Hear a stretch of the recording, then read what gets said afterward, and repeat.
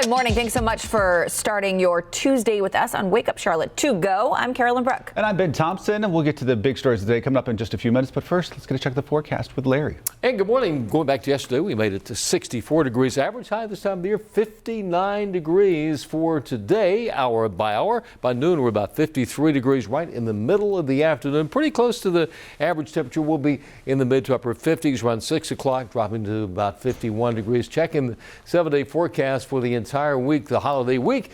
Tomorrow morning, it's going to be chilly. It'll be in the mid 30s, 62 the high tomorrow. More clouds and sunshine tomorrow. It's really tomorrow night into early Thursday morning. We have a chance of showers by Thursday afternoon on Thanksgiving. Things improve quite a bit. We'll be in the upper 60s. Friday looking very pleasant. And for the weekend, kind of half and half. It's going to be around 65 on Saturday. Sunday, a few showers and a chilly 57 with rain likely next Monday. And that is your first one forecast this morning. All right, Larry, thanks. Now to our top stories of the day and your morning rush. Millions of people expected to head to airports across the country today. Good morning and happy Tuesday. I'm Billie Jean Shaw at Charlotte Douglas Airport. Today kicks off one of the busiest days the airport has seen since the pandemic started all the way back in March. At least 17,000 people are expected to fly through the airport today and tomorrow, even more this weekend as people return from their holiday gatherings. Of course, the airport has established a lot of new regulations to help keep you and your family safe, including wearing face masks at all times and sanitizing your hands as much as possible. North Carolina getting even stricter with wearing masks. Starting tomorrow, you'll have to wear a mask in any indoor space, even when maintaining 6 feet of distance. At gyms, even when exercising, at all public and private schools, and during any kind of transportation when traveling with people outside of your household. Today, the Health Department's Southeast location will be open for pre-Thanksgiving coronavirus testing. They had to open that location after hundreds of people showed up at the testing site at Bojangles Coliseum yesterday. We should say Bojangles will not be open today because of a pre-scheduled event, but will reopen tomorrow, Wednesday. Officials say there's no guarantee that tests given today will be processed in time for Thanksgiving.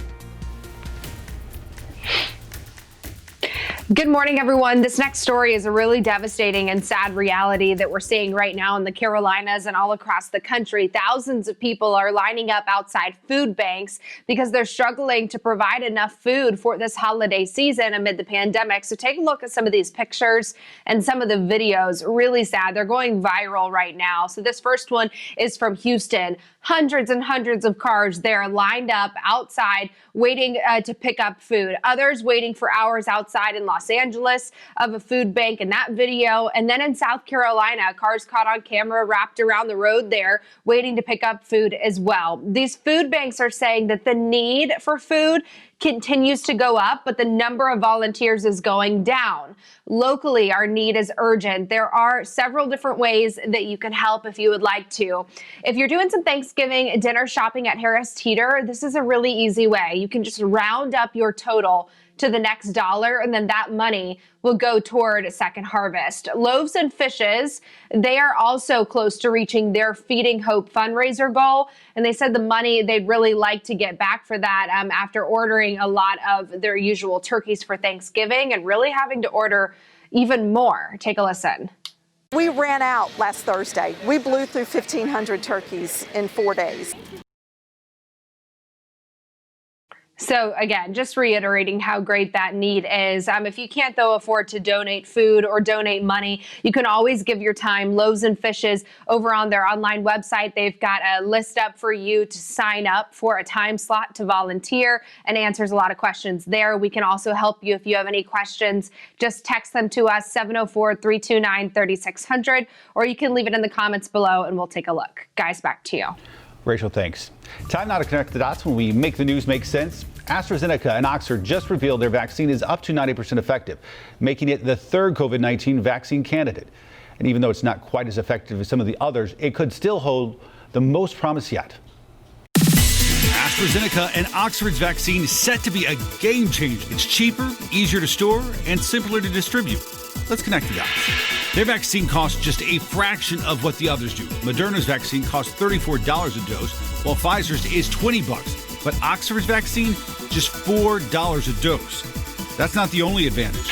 Perhaps its biggest one, it is way easier to store.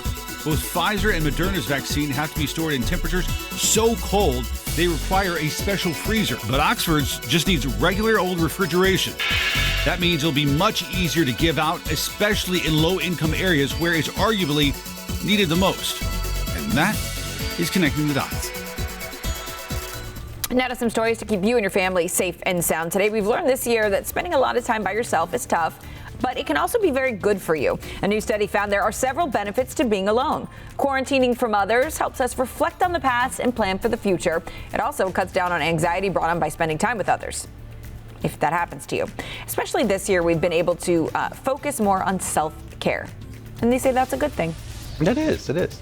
Some holiday traditions are on hold this year. That just means there's room to start new ones, right? Yeah. Families are sharing the unique ways they're getting in the spirit. They include dropping off surprise presents at people's doorsteps. That's nice.